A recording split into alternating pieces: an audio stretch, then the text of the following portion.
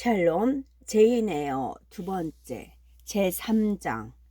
그 다음 내가 기억하는 것은 끔찍한 악몽을 꾼 듯한 기분으로 깨어난 것과 무서운 붉은 빛을 눈앞에서 본 것이었다. 그 빛 옆으로 굵고 검은 줄이 있었다. 또 마치 바람이나 거센 물살에 섞여 희미한 목소리가 허공에서 들린 것 같았다. 흥분과 불안, 그리고 모든 것을 압도하는 극심한 공포가 내 몸의 기능을 혼란에 빠뜨렸다. 곧 나는 누군가 나를 어루만지며 일으켜 앉힌 후 내 몸을 받쳐주는 걸 느꼈다. 지금까지 한 번도 경험하지 못한 아주 부드러운 손길이었다. 베개인지 팔인지는 알 수 없었지만 머리를 괴고 있어서 변했다. 5분쯤 지나자 혼란의 구름이 걷혔다. 나는 내 침대에 누워 있었고 붉은 빛은 아이들 방 난로불이었다. 그리고 지금은 밤이었다. 탁자 위에 촛불 하나가 켜져 있었다.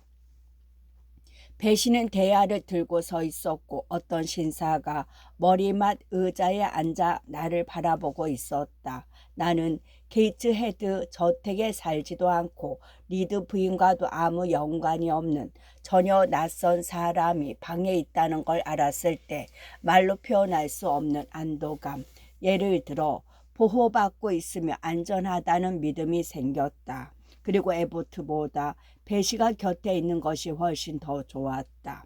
나는 그 신사의 얼굴을 살펴보았다. 내가 아는 사람이었다. 하인들이 아플 때 리드 부인이 가끔 부르는 약제사 로이드 씨였다. 리드 부인은 본인이나 자기 자식이 아프면 의사를 불렀다. 자, 내가 누구지? 그가 물었다.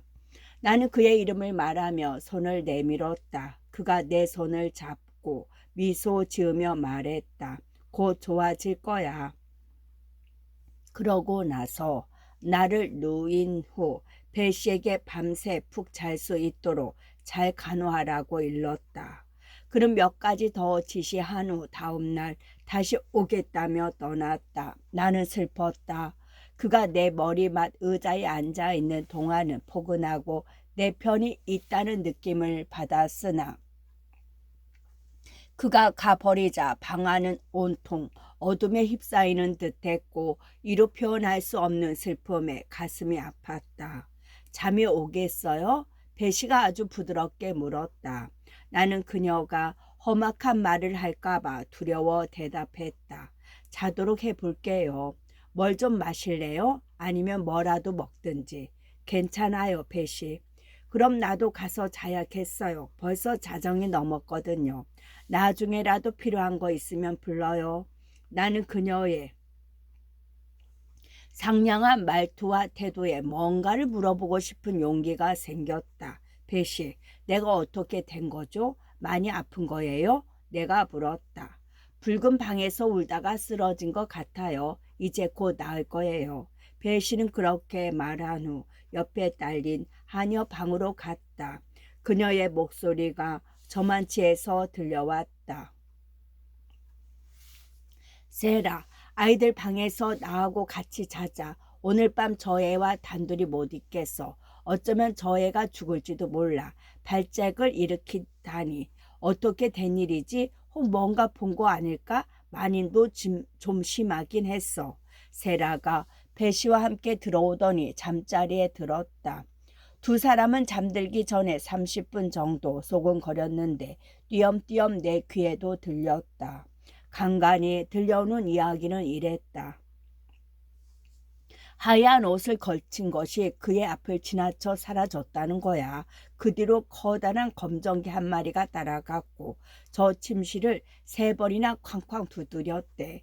묘지에 있는 주인어른 무덤 바로 위에 한 줄기 빛이 보였대. 드디어 둘은 잠에 빠져들었다. 난로불과 촛불도 꺼졌다. 나는 무서움에 떨며 긴긴 밤을 뜬 눈으로 지새웠다. 어린이만이 느낄 수 있는 그런 공포에 휩싸여 귀와 눈과 마음이 곤두섰다. 불급방 사건 이후 몸이 아프기는 했지만 그리 오래 가지 않았다. 다만 아직까지도 그 충격이 완전히 가시지 않았다. 그렇다. 리드 부인, 나는 당신 때문에 무서운 정신적 고통을 겪었어요. 그러나 나는 당신을 용서하겠습니다. 당신은 자신이 무슨 짓을 저질렀는지 모르니까요. 어린 내 마음에 상처를 주면서도 당신은 내 못된 버릇을 뿌리 뽑기 위한 거라고 생각했겠죠. 다음날 정오경에 나는 일어나 옷을 입고 쇼를 걸치고 아이들 방 난로가에 앉아 있었다. 기운이 없었지만 그보다 더한 고통은 말로 표현할 수 없는 정신적 비참함이었다. 이 비참함 때문에 나는 내내 소리 없이 눈물을 흘렸다.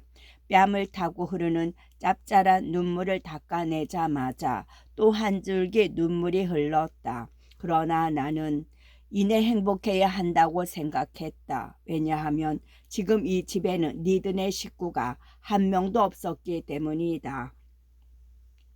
모두 리드 부인과 함께 마차를 타고 외출했고 에보트도 다른 방에서 바느질을 하고 있었다.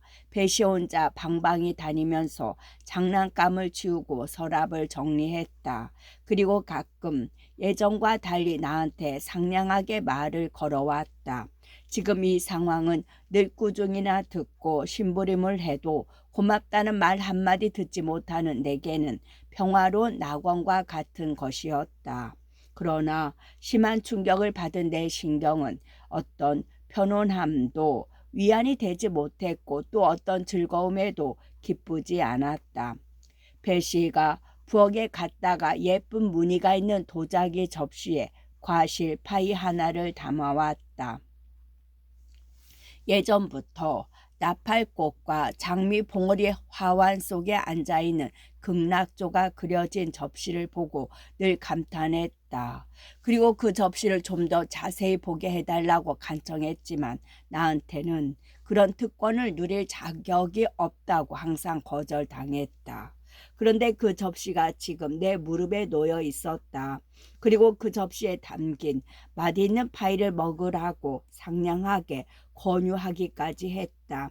아무 소용없는 호의, 여러 번 받았지만 오래 끌어온 다른 부탁처럼 이것도 너무 늦게 찾아왔다.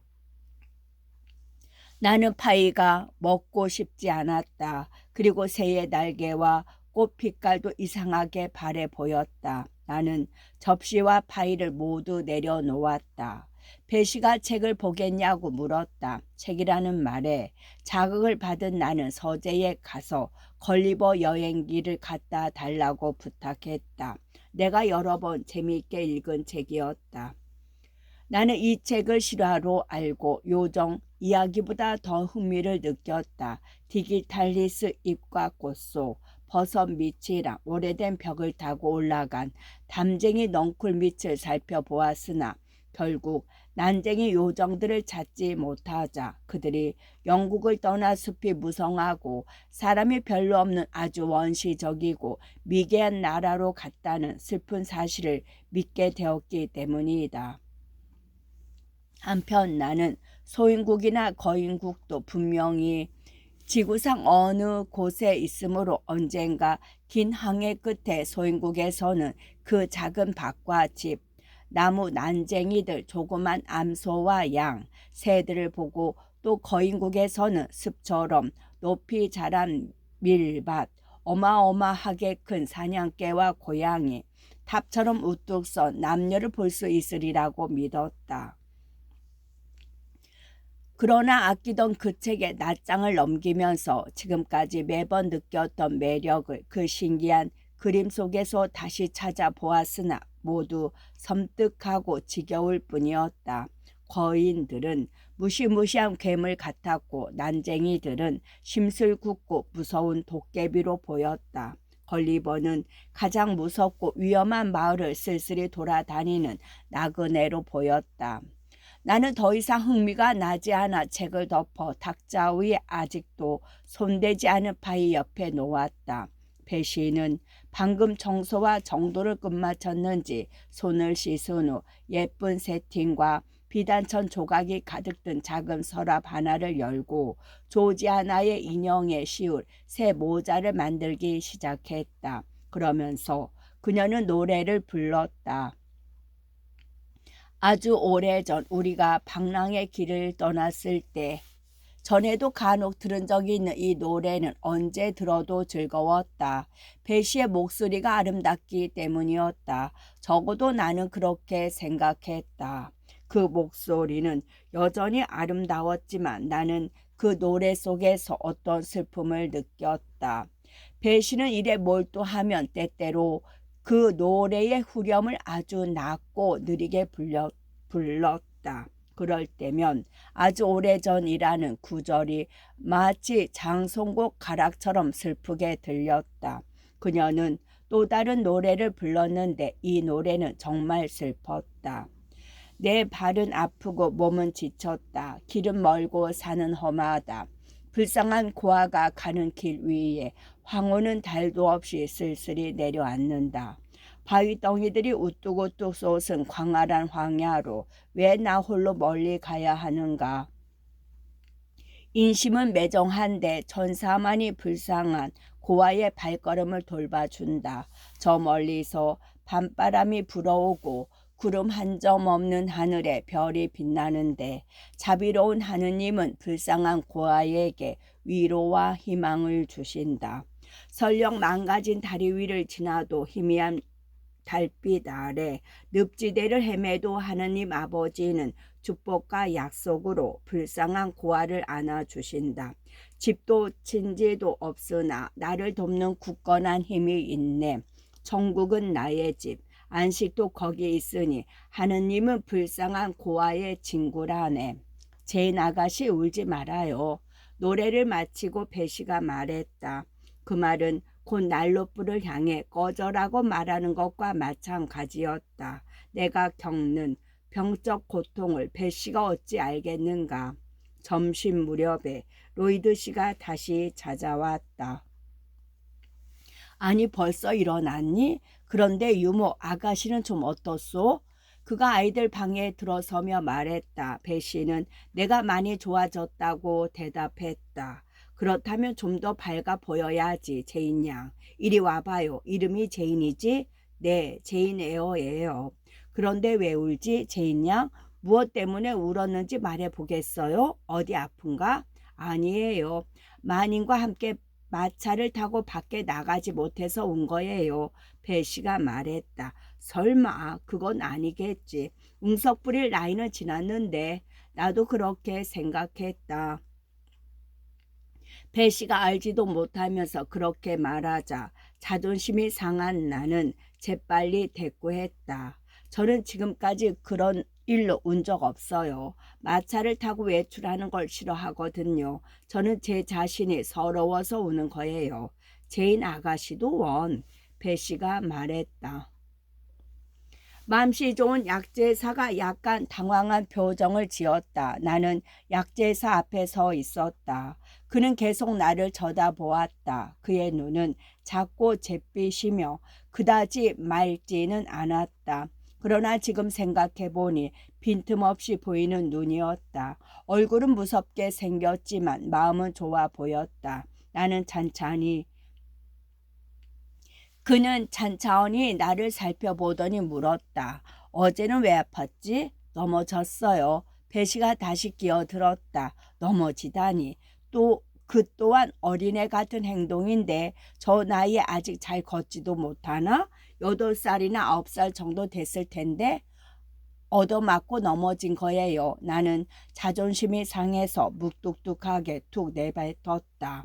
하지만 그것 때문에 병이 난 건 아니에요. 나는 즉시 덧붙였다. 이때 로이드 씨는 코 담배를 꺼내 들이마셨다. 그리고 그가 담배값을 조끼 주머니에 넣으려고 할 때 하인들의 점심 식사를 알리는 종소리가 요란하게 울렸다. 이 종소리의 의미를 알고 있는 로이드 씨가 배시에게 말했다. 저건 당신을 부르는 소리군요. 나가보세요. 그동안 내가 제인 양을 잘 달래고 있을 테니까. 배시는 그냥 있고 싶었지만 게이츠헤드 저택에서는 식사 시간을 정확히 지켜야 하기 때문에 가지 않을 수 없었다. 배 씨가 나가자 로이드 씨가 물었다. 그래, 넘어져서 병이 난 게 아니면 무엇 때문이지? 저는 유령이 나타나는 방에 갇혀 있었어요. 밤까지요. 로이드 씨가 미소 지으며 눈살을 찌푸렸다. 유령이라. 역시 어린아이군 그래. 유령이 무섭니? 리드 외삼촌 귀신은 무서워요. 외삼촌은 그 방에서 돌아가셨고 또 시신도 거기 모셨어요. 배시나 다른 사람들도 웬만하면 밤에는 그 방에 들어가지 않아요. 촛불 하나 없이 저 혼자 그곳에 가둔 건 너무 심하지 않아요? 평생 못 잊을 거예요. 귀신이라. 그래서 서러웠다는 거냐? 그럼 지금처럼 화난 대낮에도 무섭니?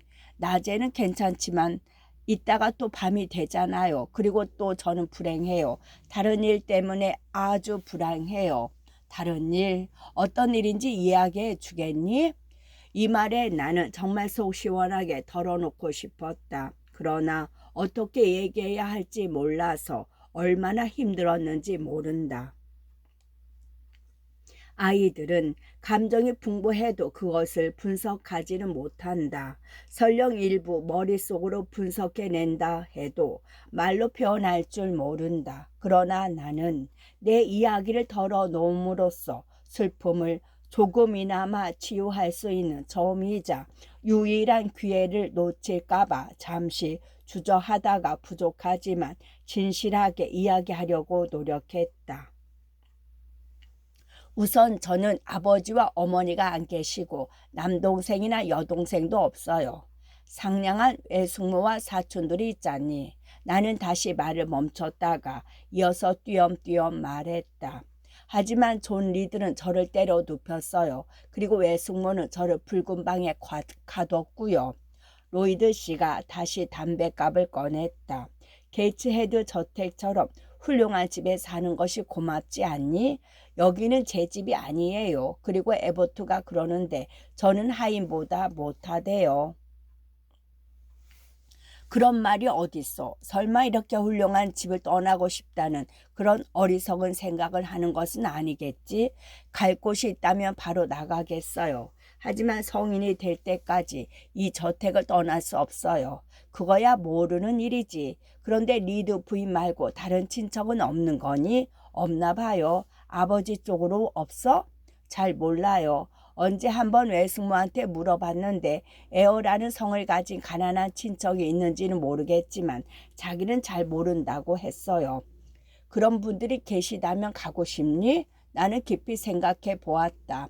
가난이란 어른에게도 끔찍하지만 아이들에게는 더 말할 것도 없다. 아이들은 부지런히 일하며 먹고 사는 당당한 정빈이 있다는 것을 잘 모른다.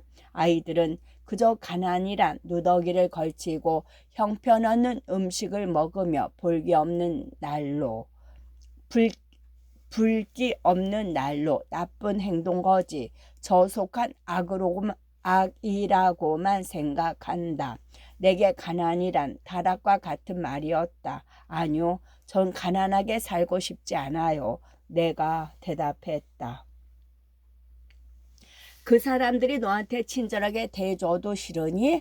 나는 머리를 가로저었다. 가난한 사람들이 어떻게 친절할 수 있는지 알 수 없었기 때문이다. 그들처럼 말하는 것을 배우고 그들의 행동을 따라하고 교육도 못 받으리라는 거.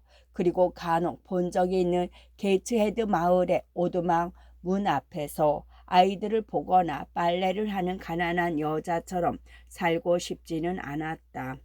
아직 나는 신분을 버리면서까지 자유를 얻을 용기가 나지 않았다. 너의 친척들이 그렇게 가난하니?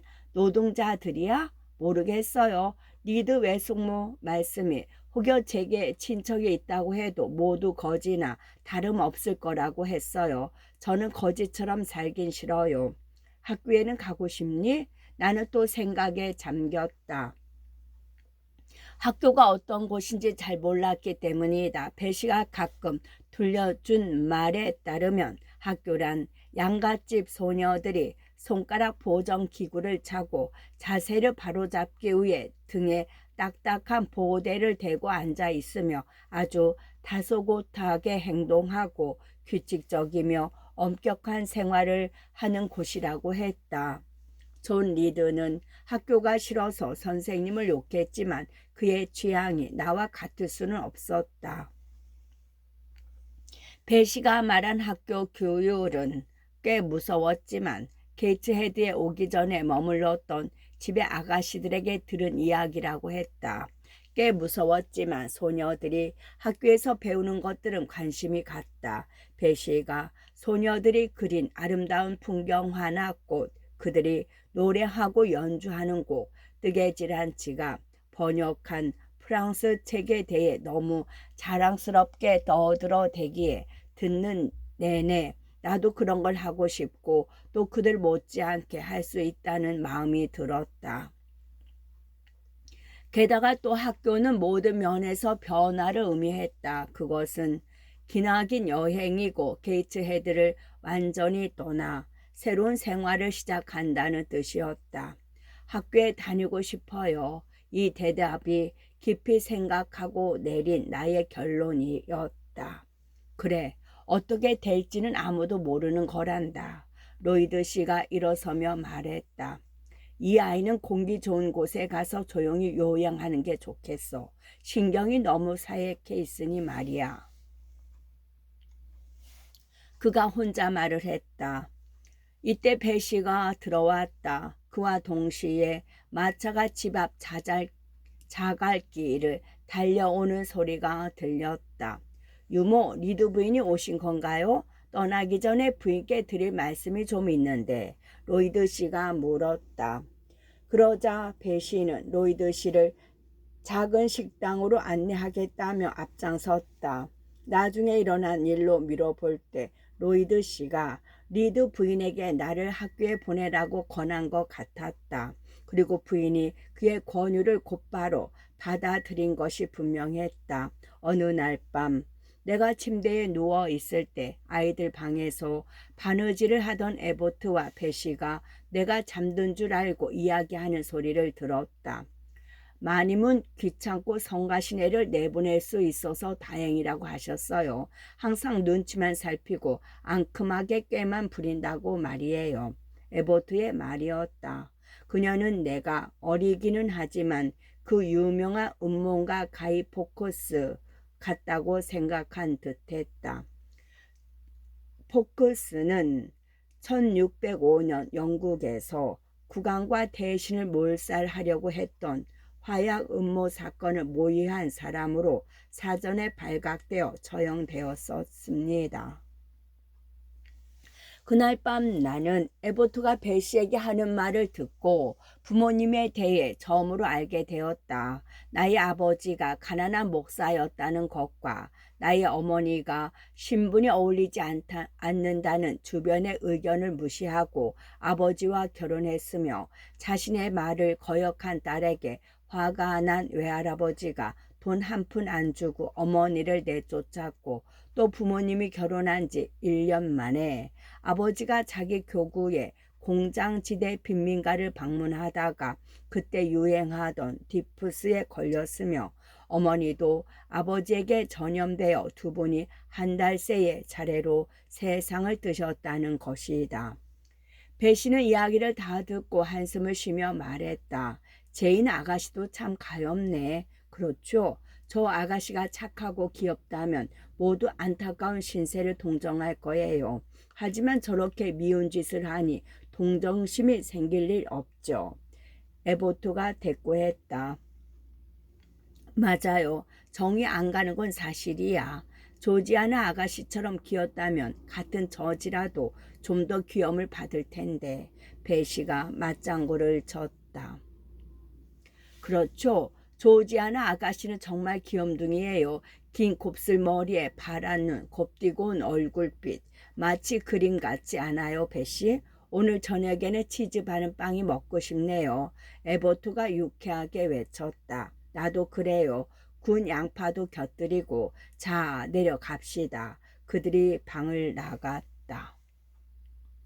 제4장. 노이드 씨와 나눈 대화나 배 씨와 에버트의 이야기를 듣고 나는 빨리 몸을 회복해야겠다고 생각했다. 그것으로 충분한 희망이 생겼기 때문이다. 그리고 어떤 변화가 일어나기를 조용히 기다렸다. 그러나 꽤 긴 시간이 걸렸다. 며칠 그리고 몇 주가 지나갔다. 그 사이 나는 건강을 완전히 회복했으나 깊이 생각해오던 문제에 대해서는 어떤 언급도 없었다. 리드 부인은 가끔 매서운 눈초리로 나를 살폈으나 거의 말을 걸지 않았다. 내가 아프고 난 뒤 부인은 자기 아이들과 나 사이에 전보다 더 분명한 선을 그었다. 나는 작은 아이들 방에서 혼자 잤을 뿐더러 식사도 혼자 했다. 또 사촌들이 거실에 있는 동안 나는 온종일 아이들 방에 있어야 했다. 그러는 사이에도 나를 학교에 보내려는 낌새는 보이지 않았다. 하지만 나는 부인이 나와 함께 이 집에서 오래 지내지는 못하리라는 걸 본능적으로 알았다. 왜냐하면 그쯤 나를 대하는 그녀의 눈빛이 전과 달리 깊은 혐오감으로 가득 찼기 때문이다. 일라이자와 조지아나는 자기 어머니의 지시를 받았는지 내게 말을 걸지 않았다. 조는 나를 볼 때마다 혀를 날름거리며 놀려댔고 한 번은 나를 때리려 했다. 그러나 언젠가 나를 화나게 했을 때와 같은 극심한 분노와 필사적인 반항심이 치솟아 그에게 달려들자 그는 그만두는 편이 낫다고 생각했는지 내가 자기 코를 부러뜨리려 했다면서 욕설을 퍼부으며 달아났다. 사실 나는 온 힘을 다해 옥독한 그의 코를 갈겼던 것이다. 그 상황과 험악한 내 표정에 겁먹은 그 녀석을 보자 좀 더 혼내주고 싶었지만 조는 이미 그의 어머니 곁에 가 있었다. 나는 그가 울먹이며 저 심술덩이 제이네어가 미친 고양이처럼 달려들었다고 이르는 소리를 들었다. 그러나 부인은 그에게 오히려 조용히 하라고 했다. 존, 그의 얘기는 하지 말라고 했지. 그에 가까이 가지 말라고 했잖아. 그 애는 상대할 가치도 없어. 너도 그렇고 너희도 그 애와 어울려서는 안 돼. 나는 층계 난간에 기대어 있다가 부인의 말을 듣자마자 앞뒤 생각할 겨를도 없이 대뜸 소리쳤다. 그 애들이야말로 저와 어울릴 자격이 없어요.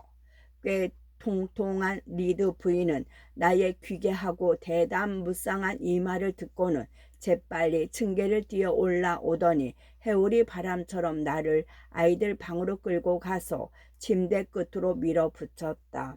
그러고는 이곳에서 움직이거나 떠들면 가만두지 않겠다고 싸늘한 목소리로 욱박 질렀다. 리드 외삼촌이 살아 계신다면 뭐라고 하실까요? 나도 모르게 내 입에서 이 말이 튀어나왔다. 내 혀가 내 마음에 동의 없이 짓거렸던 것이다. 미처 억제하지 못하고 그 말을 내뱉고 말았다. 뭐라고? 리드 부인의 낮은 소리로 되물었다. 늘 냉정하기만 한 그녀의 잿빛 눈동자에 언뜻 두려운 빛이 어리는 듯했다. 그녀는 잡고 있던 내 팔을 놓으며 애인지 악마인지 도무지 알 수 없다는 표정으로 나를 뚫어지게 보았다. 그때 나는 이왕 이렇게 된 바에야 다 말해버리자는 생각이 들었다. 하늘나라에 계신 리드 외삼촌은 외숙모가 하는 행동이나 생각을 전부 알고 계세요. 그리고 우리 아빠와 엄마도 마찬가지예요. 저를 하루 종일 가둬놓은 것과 내가 죽었으면 하는 것도 다 알고 계시다고요. 내 말을 듣고 리드 부인이 정신을 되찾았는지 갑자기 나를 마구 흔들어대고 뺨을 후려 갈기더니 말없이 나가버렸다. 그러고 나서 배씨가 1시간여 동안 나한테 설교를 늘어놓았다. 배씨는 나에게 이 집안에서 기른 아이들 중에 제일 고약하고 몹쓸 애라고 했다. 나는 그녀의 말이 반 정도는 맞다고 생각했다. 사실 나도 내 안에서 나쁜 감정만 치솟고 있다는 것을 느꼈기 때문이다. 11월과 12월이 가고 1월도 절반이나 지나갔다. 크리스마스와 신년 축하 파티가 예년처럼 게이츠헤드에서도 성대하고 즐겁게 치러졌다. 선물들이 오가고 만찬하며 저녁 파티도 열렸다. 물론 이 모든 즐거움에서 나는 제외되었다. 내게 주어진 즐거움이란 날마다 일라이자와 조지아나가 옷을 차려입는 것을 지켜보는 것이나 또 얇은 모슬린 플록에 빨간 허리띠를 두르고 곱슬머리를 예쁘게 매만진 후 응접실로 내려가는 모습을 바라보는 것이었다. 그 후에는 아래층에서 치는 피아노 소리와 하프 가락, 분주하게 오가는 집사와 하인들의 발소리, 음식물이 내올 때 유리잔과 그릇들이 부딪는 소리, 응접실 문을 여닫을 때 간간히 들리는 목소리에 귀를 기울일 뿐이었다. 이것이 실증나면 층계 꼭대기에서 물러나 쓸쓸하고 조용한 아이들 방으로 갔다. 그곳에서는 약간 슬프기는 했지만 처량한 마음이 들지는 않았다. 사실 나는 손님들과 어울리고 싶지 않았다. 설령 그들 틈에 있어도 나는 전혀 관심을 끌지 못할 테니까. 배시가 좀 더 상냥하게 나를 신경 써줬다면 나는 신사숙녀들이 가득 들어찬 방에서 니드 부인의 무서운 눈총을 받기보다 배시와 함께 조용히 저녁을 보내는데 즐거움을 느꼈을 것이다. 하지만 배시는 아가씨들에게 옷을 입히고 나면 대개 촛불을 들고 시끌벅적한 부엌이나 하녀 방으로 얼른 가버렸다. 그러면 나는 어두운 아이들 방에서 무릎에 인형을 얹고 유령이 나타나지나 않을까 하고 가끔 주위를 둘러보며 난로불이 쓰러질 때까지 앉아 있었다. 그리고 난로의 불씨가 희미해지면 옷 매듭과 끈을 되도록 잘 당겨 재빨리 옷을 벗고 주위와 어둠을 피해 침대 이불 속으로 들어가곤 했다. 이불 속에서 나는 항상 인형과 함께였다. 인간에게는 무엇이든 사랑할 대상이 있어야 한다. 인형보다 더 가치 있는 대상이 없었던 나는 작은 허수아비처럼 초라하고 낡은 인형을 사랑하고 아끼는 데서 즐거움을 찾으려고 애썼다. 작은 인형을 마치 살아있고 감정이 있는 것처럼 여길 만큼 진지하게 사랑했던 일을 떠올리면 지금도 기분이 묘하다. 인형이 편안하고 따뜻하게 누워있으면 인형도 기뻐하리라 믿고 나는 얼마간 행복했다.